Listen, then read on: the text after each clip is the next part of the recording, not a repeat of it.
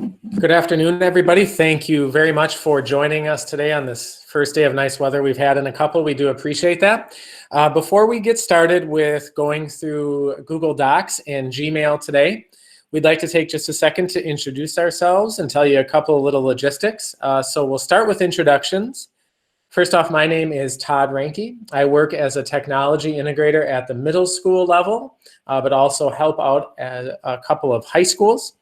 Very excited to be here with you today and show you some skills for Google Docs and Gmail. With me today is Catherine Wall. Catherine will introduce herself next. Hello, everyone. Thank you for having us on this first sunny day in a long time. I am a tech integrator as well. I work primarily with the elementary school students, and I do some work at that middle school level as well. All right, thank you, Catherine. So we do have a big group with us today. So one of the things we are asking, and many of you have already done it, but in that area of the chat that looks like a little thought bubble, if you could enter your first and last name for attendance, we'll get that marked into MLP for you, so you can use that for your hour of PL if you need to, or maybe even educator effectiveness. So please do that. That chat area is also where we'll field questions today. And how we're going to kind of set our session up is I'll be taking you a little bit through the skills of Google Docs first. And then as I go through that, Catherine will answer questions in the chat. And then we'll switch our screens. At that point, Catherine will talk to you a little bit about Gmail, and then I'll field questions in the chat, and we'll do our best to answer those. If we get to questions that we're having a hard time answering, or they're real specific to schools and things like that, we might refer you to your tech integrator for help there. Okay, so thank you for using that. At the bottom of your screen, most of you have done this already. If you could turn off your microphone, that'll just help us get through this efficiently. We're hoping for about 10 to 15 minutes at the end where we can turn those on and you can ask specific questions at that point. You are free to turn off your camera if you would like to do that as well. That's totally up to you. In the upper left corner, or if you join the meeting, you'll notice that we are recording it. That's just so we can get you the video after. So later today, we'll send you a follow-up email. That follow-up email will have this video in it so you can refer back to it. Feel free to use that checklist that we sent you to go through and refer back to some of the skills we're going over for Google as well. You'll get some other stuff in that email, and we'll talk more about that at the end of today's session. So today we're going to be going over Docs and Gmail and showing you some of the skills for using those programs and talking a little bit about how they can help you in the school setting. So this is a supplemental course, and we'll provide you that visual demonstration. The course you can use in assistance to those modules that you really want to be taking for that Google certification test. We won't be going over, answers and things like that to that test. We do sign non-disclosure agreements when we take that, and Catherine will mention that in just a second here. So really today we're going over those skills of Docs and Gmail that can help you in the school setting. Again, those modules, though, that Google provides can be valuable as well. We do want to let you know that sometimes it might feel like this is fast-paced, kind of sit and get. And we hope it doesn't feel overwhelming, but there may be times where it does. And so that's why we'll send you that follow-up video. And that's also one of the reasons we're providing you with this outline of everything we're going over today. So Catherine and I basically will be going down that outline that we shared with you, just doing some of those skills so you can kind of, look along at that as we go over everything. And hopefully that will help you. And again, feel free to use that after to help you practice some of the skills of Docs and Gmail. As I mentioned earlier, if you don't feel comfortable with something, you can always reach out after to your tech integrator as well. Catherine, do you want to mention the non-disclosure thing and any other things that I missed?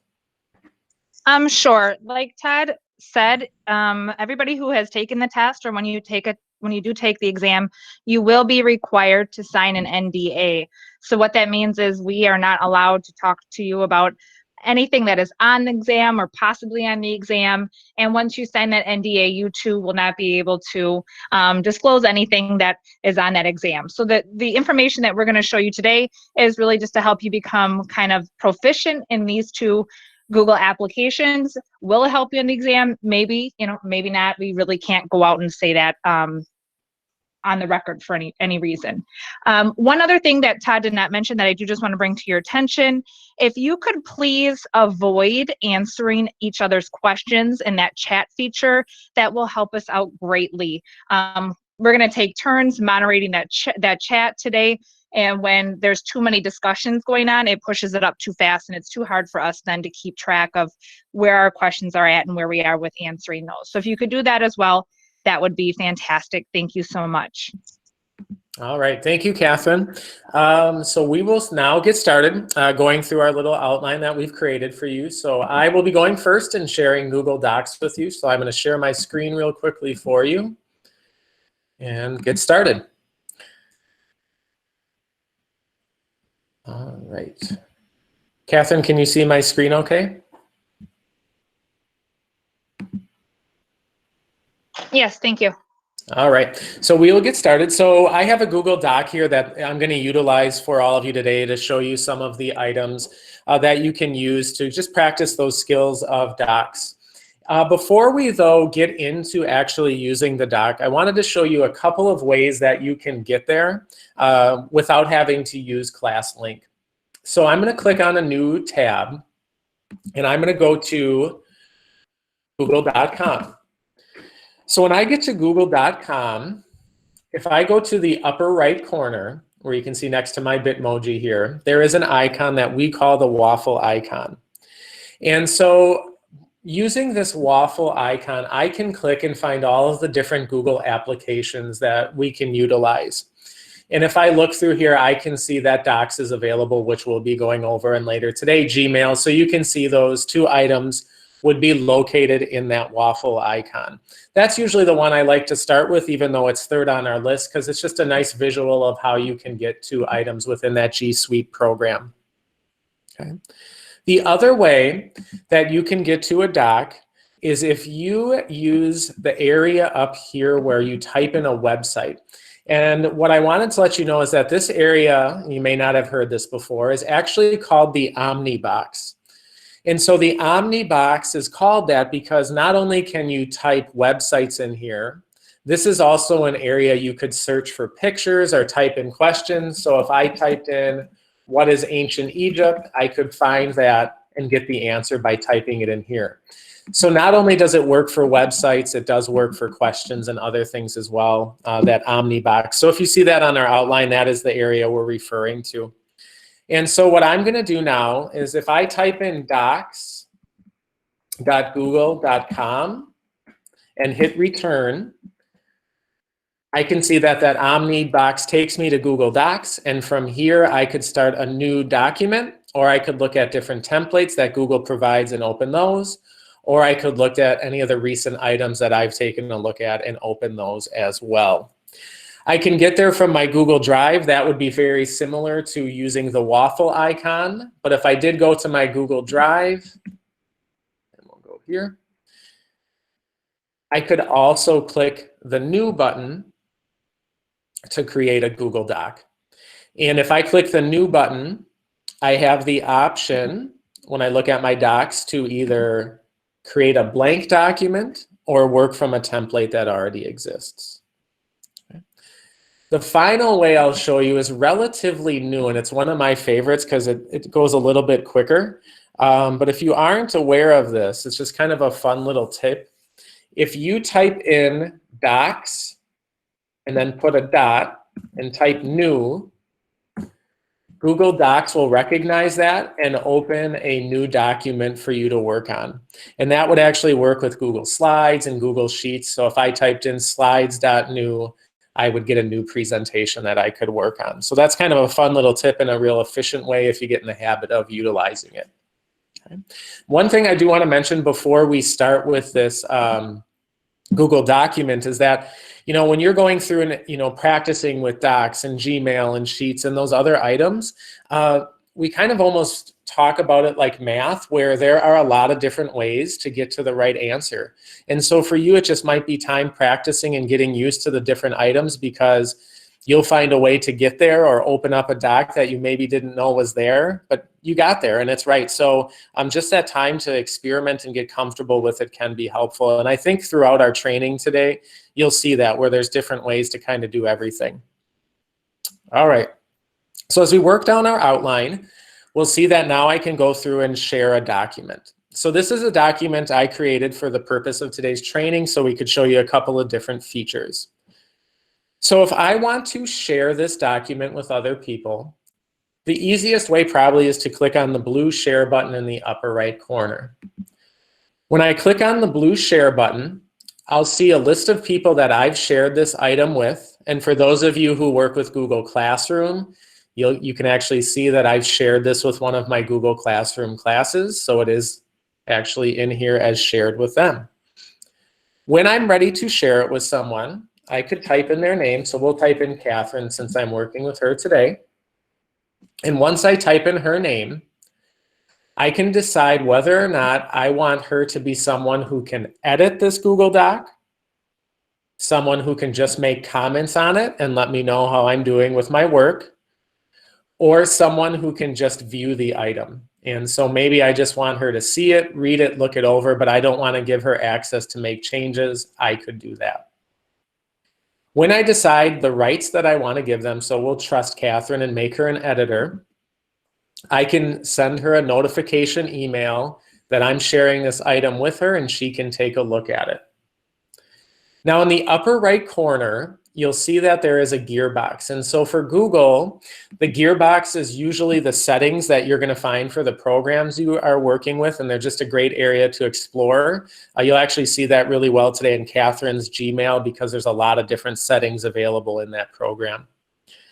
So when I look at the settings for my sharing, there are two really neat options. One option is that I can allow editors to change permissions and share this file. But I might say, you know what, I can't trust Catherine to send this out to people. She can only make changes, so I would turn this checkbox off. Okay. I could also decide if I send it to people just to view and comment, that they wouldn't be able to download it, print it, or copy it. So if you've made something that's really special to you and you don't want people to have rights for downloading it, but you want them to see it, you would uncheck this box. And that would make sure that nobody could download or print it if they're viewers. So that's kind of a nice feature to keep items your own if that's something you're concerned about. Okay, I'm going to click the back arrow. I've got all of my settings correct. And now I could send my message to Catherine that I'm sharing this with her. Okay, I can do this same task by going to File and Share, which is right at the top. And you would see I'd have all of the same settings available to me. One setting I did want to kind of bring your attention to is the Get Link setting at the bottom. Now I'm going to click the Change button here. And what I want you to let you know is that basically I can decide to copy the link to this file. And if I would click Copy Link, I could now go into my email or maybe even my Google Classroom and paste this out and send it to other people. So that would be another way that I could share this item, allowing people to click on the link and open it. Now, you'll notice in this setting, because we're part of RUSD, we can say, you know what? We only want people who are part of RUSD to be able to open this link.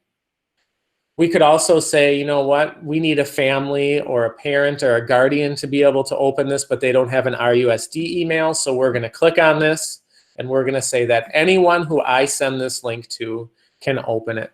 That's actually the setting Catherine and I use, as people at home might not be using their work emails at all times. Right now it's set up that anyone who has the link would be a viewer.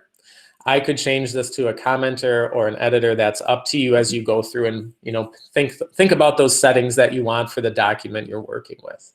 Okay, so I could copy this link, click done, and as you can kind of see here, if I would want to, I could now paste that link, and that's what I'd be sending to someone. Okay. When I'm working with links, I can also copy the link from up here. One thing you'd have to do is just make sure that your sharing settings are open. If your sharing settings are open, you can copy the link from right here by pressing Control and C at the same time, and then sending it with the desired method you would like to use.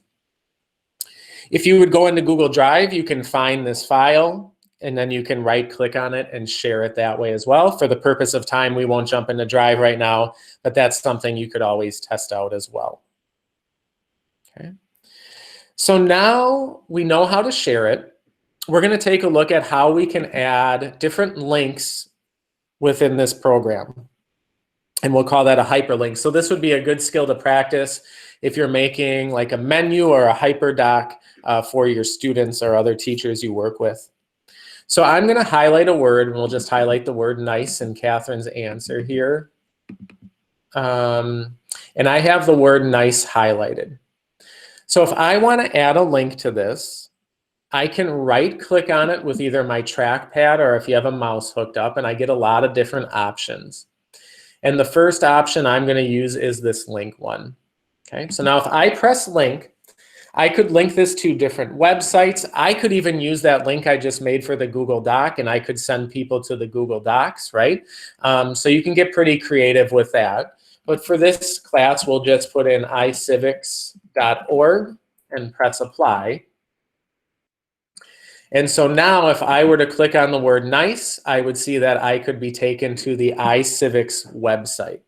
Okay. You'll notice that once I click on the link, I have a couple of options. I could copy this link and I could send it out. I could go and edit the link, and maybe I don't want it to say nice. I want it to say great. And I change the word nice to great, and I click apply. You'll see that that changes the wording for my link, but the link stays there. Or if I click on it, I can also say, you know what, maybe I don't want students to have this. This isn't working the way I wanted. I can click on the link here, and that will disappear. Okay. If I wanted to do that by highlighting and not right-clicking, I could press the highlight, go to Insert, Link, and I would have all of the same options that I had when I right-clicked.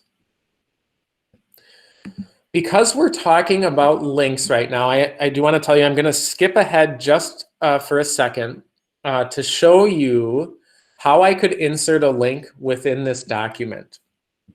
So this is actually located under the area called Title and Creating a Bookmark. And so let's say I go to the bottom of the document, and I'm going to create a title, and we'll call it title for example. And I want to link to this area of the doc. Maybe it's like a table of contents. I would highlight this wording, go up to the area where it says normal text, and I'm going to actually change that to a heading. When I change that to a heading, you'll notice the color disappears and it's got a new font. And so now what I can do is I can highlight that sentence I've been linking to. I can go to Insert and Link. And now you'll notice I don't have to just paste a link here. I have the option of headings. And so if I click this little down arrow next to it, I'll see that title I made for the paragraph called Title for Example. I'm going to click here. That'll appear. I press apply. And now someone who comes into this doc would click on this link, and it would take you to the title portion. So that's a neat way to set up links within your document. Maybe it's a table of contents. Some people even get real creative and use it for a choose your own adventure. Those are a little more in-depth skills, but you know, your tech integrators are people who would love to help you with that. Okay. So we'll get back to the order that we were going in for this outline, and we'll jump back to where it says access and review revision history. So this is a document that I had shared out with some of my coworkers to show you how you can take a look at revisions. So there are a couple of ways to do that. The first way is I could click on File, and I could go down to the verbiage that says version history. When I hover over version history, I get two choices. So the first choice would be to name the current version. And so what's nice about that is if you have a version that you really like, you could click on name, and you could name this version with today's date or the time, or maybe you just think it's a great version and you type that in. You can then easily find this version without having to search for it as much. So it's just kind of almost like double saving your work would be a good way to think about it. I'm going to click save, and you'll see that in just a second. I'm going to go back to File, Version History. I also have the option to see my version history. Now, when I click on that, you can see at the very top, I just named a version, the great version, so that's easy for me to find. All of the other versions and edits that have been made, if I scroll down, are organized by date and time. And so maybe I'm going to go to May 13th and look at 8/28. And I'm going to see that Joe, Randy, and I made some changes here. So if I click on Randy's name, I can see the changes that Randy made right here. Okay. Once I click on that, there are 3 dots to the right. Those 3 dots would allow me to name this version just like I did before. So maybe I call this the Vanilla Ice version because that's what Randy talked about. I could also make a copy of this version, and Google would create kind of a new doc for me that would take me back to this version. So that's a neat little feature. I could also choose to restore this version. If I click to restore, Google will ask me, are you sure you want to do this? And I'll click restore. And you can see now when I go back to the doc, oops, sorry, we went one step too far.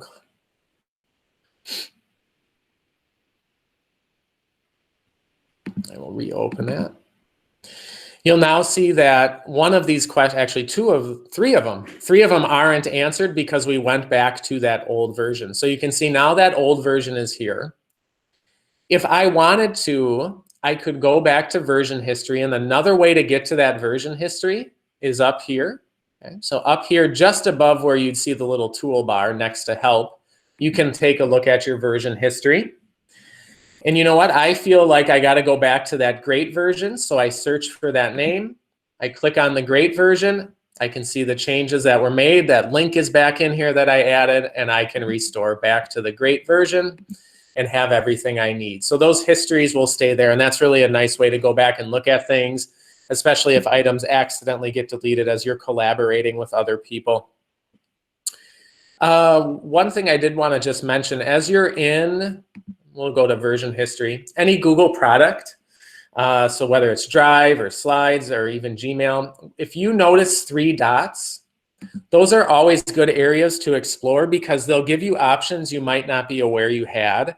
So as you practice with, the G Suite products, take a look at those 3 dots and you might see things that you weren't aware you can do, and you might even discover something that's helpful as you're going through and working with your class and fellow teachers. Okay.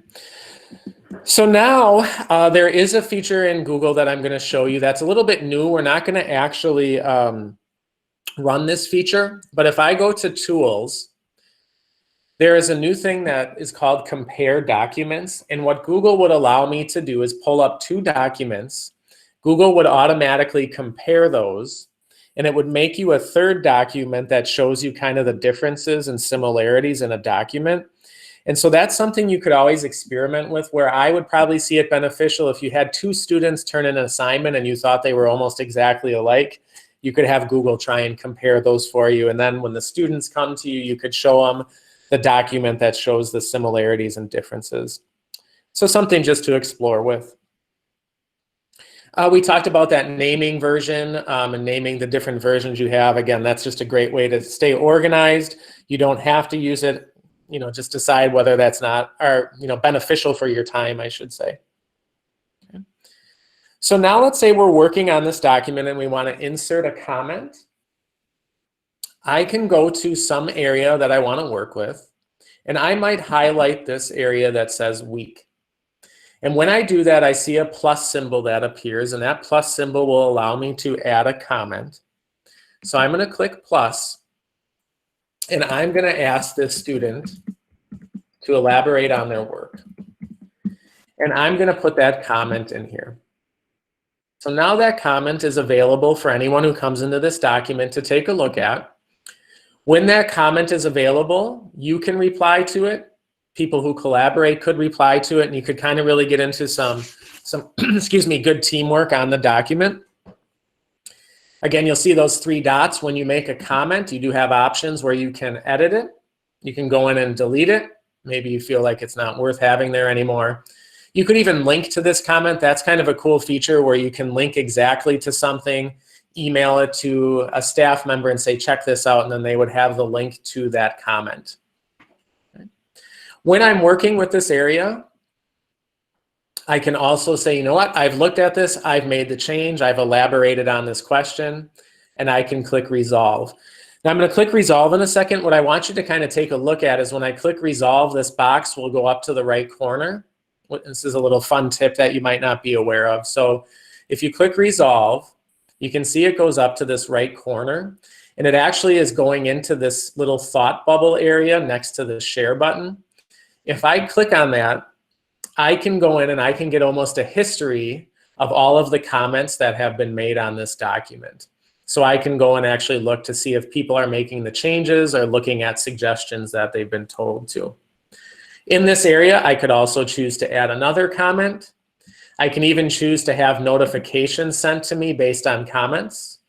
So it could be based on all comments, only comments I make, or just none. Maybe I don't want notifications. So it's kind of a fun area to explore that you might not even know was there. Now, as I start to work with comments, I can get real specific on who I want to read them. So I might say on this comment, elaborate. And now I want Catherine to make this change. I want her to elaborate on this item. So I'm going to put the @ symbol, just like if I were doing an email. And I have the @ symbol there, and you can see the recent communications I've had pop up. But I could type in someone's name, so I'm going to type in Catherine. I see her name, and I click to have that name in here. And so now it's going to be elaborate, and it basically means I want Catherine to work on this specific comment. I'm going to assign it to her and click assign. And now what will happen is you'll see that this was assigned to Catherine. Catherine will get an email notification telling her I want her to work on this area, and then she can go through and work on that item. She could also come in and click the check mark to resolve it, and then it'll go into that comment history that we were just talking about. All right, we talked about linking a comment, so we should be good there. We want to show you next that there are a couple of ways you can look at this file. So if you go to the upper right corner underneath share, I could look at this file as an editor, and that's what I'm doing now, so I can make changes. I could look at this file as someone who can suggest items, and so let me show you that. If I suggest items, so maybe I don't like this answer, I'll highlight it, and if I press delete, that becomes a suggestion. So that item doesn't immediately go away. It becomes a suggestion for maybe the owner or someone that's working on the document. Okay. So we could check to get rid of that and accept the suggestion. And you can see it disappears. I'm going to do undo, Control Z, and it'll come back. Okay. So that becomes a suggestion. If I go into my editing mode, you can see that that suggestion is there, and I can choose whether or not I want to accept that. In the suggesting mode, you can also type in suggestions. So let's go here and just say, this be a new sentence. And when I put in that suggestion, we can see that I have that as a suggestion popping up. Okay. I can also go through and I can view a different item. So I can just set this as a way that people can view it and they don't have to worry about editing or suggesting. I'm going to click here and click the X, and everything is set back to normal. I'm going to show you a fun thing, and I kind of hope this works. If you look at the bullet point that says bonus item of communication, there is a way in Google, if I put in to do, and I put in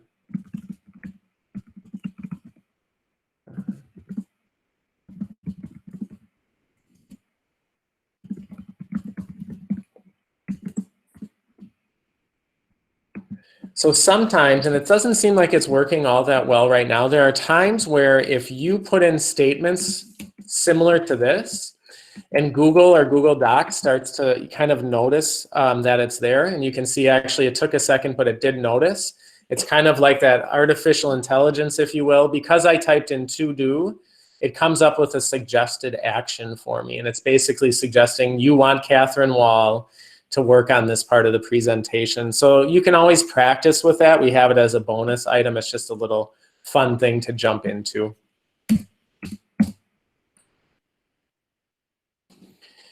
As you work with Google and Google products, one thing you'll notice, and whether it's here or slides, is sometimes you'll see a little button that looks like this that's called Explore. So that's in the lower right corner. You can also get to it from your menu by going to Tools and Explore. So I'll click on it down here. And one way you can use the Explore feature in Google Docs is to create a citation. So maybe I'm studying ancient Egypt, and we're working at that middle school level. I can click on ancient Egypt for middle school, and what the Explore feature will allow me to do is find the article maybe that I read for my research. So we'll just say for the purpose of this, it was this article that I read that I did my research. If I click on the quotation button, so if I hover over, a quotation button appears. I'll click that. I can scroll down, and now I can see that Google Docs has created a citation for me. So you can imagine how that would be really beneficial for students working on research projects. I can also look in this area for images or other items in my Google Drive. So it's a nice feature to kind of link up items you're working on. When you work with other products like Google Slides, you'll see this Explore button. It has some neat features. So as we mentioned, looking at the settings and the 3 dots, this can always be a neat thing to check out as well. And we kind of touched on this, but if I want to add a title or a heading in this last section, I can put my wording, highlight it, and then I can go up to this text box area where it says normal text and choose whether I want a title, a subtitle, or a heading. So we'll just make a title for this one, and you can see that that title changes. I can also create bookmarks to different documents. So I'm going to go to Insert. I'm going to go to Bookmark. When I do that, you'll see a little blue flag that appears up, or a little blue bookmark. I can choose to remove that, or what I can do is I can highlight a text in my document. I can right-click on it, or I can do the Insert. I can go to Link. When I go to Link, you'll see I have the option to link to a heading or to that bookmark I just created. I'll click on that bookmark and click Apply. And now when I click on Grammy, I have the option to go to this link of a bookmark, and it will move me down in my document to that bookmark. All right, so I think we went over everything on the outline. Catherine, is there anything you need me to touch on after questions, or are we good to move to Gmail? No, I think we're good to move on. All right, so thank you guys, I appreciate it. We will now stop sharing my screen and move over to Catherine's. Thank you, Todd. And thank you everyone for being patient while we switch screens over. Todd, can you see my email? I can, and I can see that you need to elaborate on that work in your Google Docs too. Yes, so somebody did ask about what that would look like. I will open this up just to show you real quick. I can see here my teachers or my coworkers' suggestions, and then if I go into that, oops, I don't have the document pulled up, but if you go into the document, you'll be able to see them on the side just as Todd had them there earlier. Okay, the easiest way for me to show you this Gmail tutorial is kind of through my own Gmail, because I have to be logged into this Google Meet as well. So I apologize for the mess here, starting off. So following that outline that we gave you, if you have your little checklist there, we are going to start by making something that's called a priority inbox. This is something that I absolutely love. Currently, I'm in a view where I just have all of my emails in order from newest to oldest. I have some new ones, or I'm sorry, some unread ones scattered throughout here. But if you create a priority inbox, it'll allow you to organize your messages a little bit better. So to do that, we are going to go up here to this settings, and then we are going to choose this settings option in that little gear box. From there, we are going to go to the tab that says Inbox. And instead of my default inbox type, I want to change this to priority. So these may pop up as empty for you if this is the first time you're jumping into this view. You can see I have two sections for mine that were already there previously. So I have important ones, or that ones that are unread. And then I kind of have a section for everything else. Next to each of these sections, after you create them, you do have options to decide what you want to do with those messages that are showing up in those sections. Also, ones that are empty, you can add additional sections by clicking this Add Section button here. And then you can choose what kind of section you want that. So there's more options here. As you're going through your email, if you find that there's some that are important that you want to jump back to later, you can star them and then make a starred section. They'll show up there. Personally, what I just use this unread section, and then I have a section just for everything else. So when I make this change, you do have to go to the bottom, scroll down, and you will have to hit Save Changes. And then you'll see that my inbox is going to look just a little bit different. So now on the top, I have this important and unread section. And below it, I have some reading to do. Below it, I kind of have this everything else section here. It's nice. You can kind of hide these sections if you want to by clicking these up arrows and minimizing them, or so that you can just kind of focus on one thing that you're going to do in your Gmail. So that's priority inbox. I now have important messages on the top, unread messages on the top, and then everything else is on the bottom. The next thing we're going to talk about is using labels in your Gmail. You can see I started this already. I have some labels on some of my Gmail messages. They're these little pink squares or red ones that you might see here. They're labeled with different schools. So how you do that, over here in this left menu, you may have to scroll down to find it. You'll see that I have some labels here already kind of created that I use during the school year. So we're going to scroll down till we get to this More option. I'm going to click More, scroll down a little bit more, and find the option that says Create a New Label. So here I'm going to create a new label. Maybe I want to create one for all of Todd's messages because Todd sends me so many cool ideas and so many different templates throughout the year. So I want a label just for him. And I'm going to make this name Todd. Then I'm going to hit Create. And you'll see that here's my new label. My new label is called Todd right here. All right, we may want to then label incoming messages. So what you want to do to label an incoming message is select the message. So I'm going to find one from Todd. And then at the top, we have this little labels feature right here. So what I want to do here is then label this as Todd. So I'm going to click this check mark. You can label it as two different things if you want to. Todd is in my Tech Integrator group. Maybe I want to label his emails to go there as well. And then I'm going to hit apply. You do also, have the option to create a new label. So if you don't have one created, you can do that from this view as well. So now you can see in Todd's message, he is part of my TI, my Tech Integrator label, and Todd is also part of his own label, just Todd. I'm going to go back to my basic view here. If you want to label a message that you're composing, so if somebody responds back to you, it comes back with that label on it. You would compose your message. In the bottom, you would click these three little dots here to get yourself some more options. And then you have that option to label that email to based on the labels that you created over there on that left side menu. For now, I'm just going to delete this label or this email. Once you've created several labels, you can see I have kind of a bunch here going on. If you decide that you no longer want that label, you can edit it by clicking the three dots that are next to it. You can edit it and change the label color, so you can see some of mine are different colors.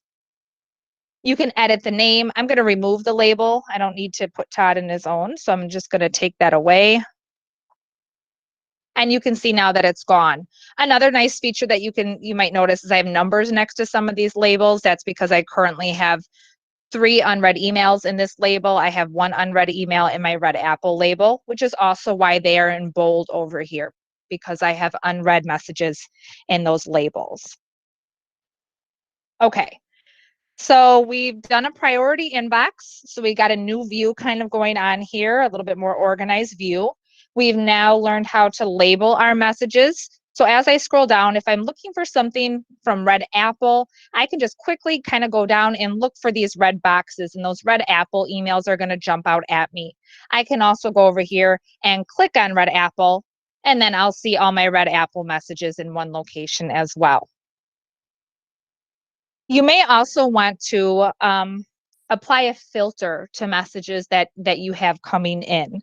So in order to apply a Gmail filter, you're going to start by going to the search box at the top.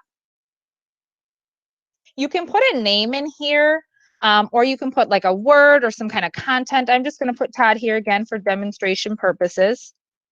And I want to filter all of Todd's emails to do something. So what I'm going to do is click this drop down arrow right here. You can fill in other search criteria. So right now I'm just searching everything that's from Todd.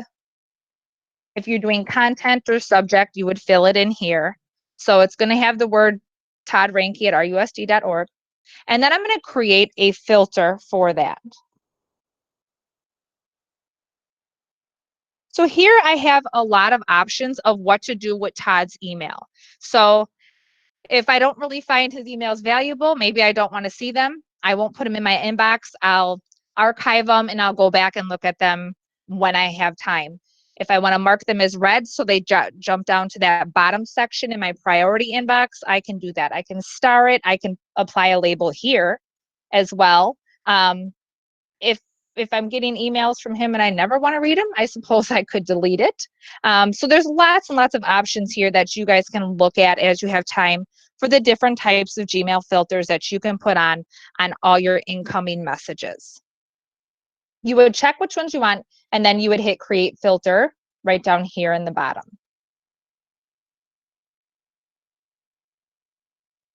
All right, I'm going to go back to my messy inbox. The next thing we're going to cover going down on our outline is how to translate email messages. So once you open up an email message, I'm going to just pop this one open right here.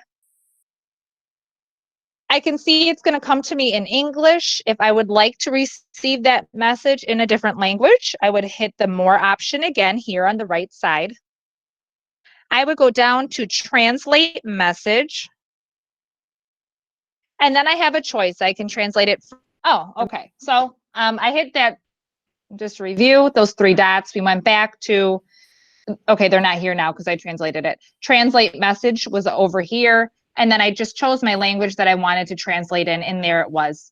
You cannot use this feature on outgoing emails. I don't know if you heard me say that. It is only on incoming. If you would like to send an email in a different language, we recommend you going to Google Translate, putting your message in there, and then copying and pasting it right here. Okay, back to my inbox. Let's now take some time to talk about how to search for an email. So I have probably about 5,000 emails in here right now. If there's something that I'm looking for, you would use this search box right up here at the top to find what you want. So I'm going to type in, you could type in a name, you could type in content. I'm going to type in the word peanut. And you can see here that I have some things that talk about peanuts, so the word peanut might be referenced. So there are these extra little boxes that pop up on the top that will allow me to refine my search for a little bit.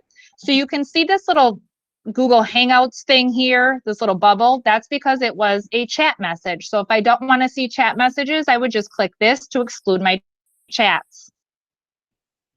And now you see it redefined again. If I want for things that only have attachments, I would click has attachments. If I'm looking for something for a specific time, I can just choose things that are older than 6 months or older than a year. So as you filter these, you're going to kind of be able to refine your list down to what it is you're looking for. Another option is just to click this down arrow right here in your search bar, and you'll see all of those kind of popping up in one screen. So if you have a really specific idea of what you're looking for, hit that drop down menu and fill in as much of this kind of as you can.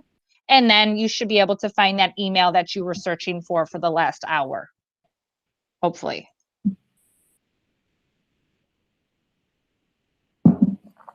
All right, a couple more things, and then we'll open the floor for some questions. So we're going to talk about opening and downloading attachments. Then we're going to talk quickly about Google Tasks. So to open and download attachments, you can see when you have an email with an attachment, it's going to pop up in this view kind of as a bubble for me. I'm going to open up this email right here. Those attachments are going to show up in the bottom of that email. If you hover over it, you're going to see a couple options of what you can do. You can choose this down arrow. That's going to download that attachment directly to your computer, and then you can open it from your computer, save it on your computer. And then there's this option right here for Drive. So you can also save this to your Google Drive. If you click that Drive button right there, you do have this nice little organize option. So if you click that, you can tell Google kind of where exactly to put that attachment in your Google Drive. So you might want it in a specific folder. So that's how you would open attachments. You would download them or put them in your Google Drive. Once it's in your Google Drive, you'll see that it's already here in a folder, and then I just have that option to organize it as well. All right, last thing, thank you so much for bearing with us. Over on the right side of my Gmail, you are going to see 3 dots now, or 3 icons. You may not see them. If you do not see them on yours, it's because there's this little thing that's hidden down here, this little arrow in the bottom right corner that hides that panel for you. So if you don't see it, you'll have to go down, find this little arrow to show your side panel. On this side panel, you'll be able to see your calendar over here on the side. If you are a fan of Google Keep, you can see your Keep messages over here, and then you can also see Google Tasks. So if I open them up, you'll see now what I have to do on today's date in my calendar. You can toggle back and forth. All the different Keep notes that I have, if you took that class already, all those Keep sticky notes are here. And then here, my list of my to-do list. You can see I have to cancel my YMCA membership that I don't use. All right, Tad, I think that's it. We covered everything with Drive. Are there any questions in the chat that we can clear up?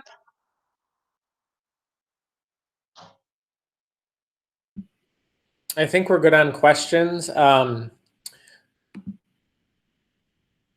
We should be good to go. I'll show a couple of things. We got a question about the cursor, and so we'll talk about that, and then a question about the recording, which we'll send out to you if you had an internet issue. So a couple of quick things we wanted to share with you. So let me put my screen on.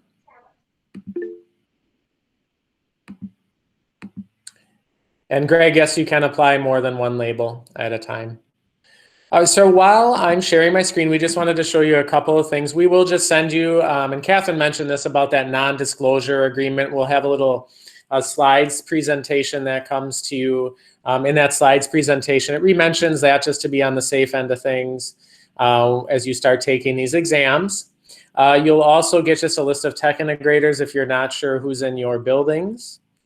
And then just kind of some other resources you can take a look at as you start to pursue going through your Google Level 1 certification, whether that's the FAQ from the district or ways to contact Google and so forth. So you'll be getting some of that later today. You'll also get a badge that looks very similar to this one, just saying that you completed the course. You can upload this for EE if you need any evidence. Feel free to use it that way, or for any professional learning needs or hours that you might have. You can utilize this badge, so that'll be at the bottom of the email, along with a script of all of the questions that you asked, and then the video as well that you can go back over.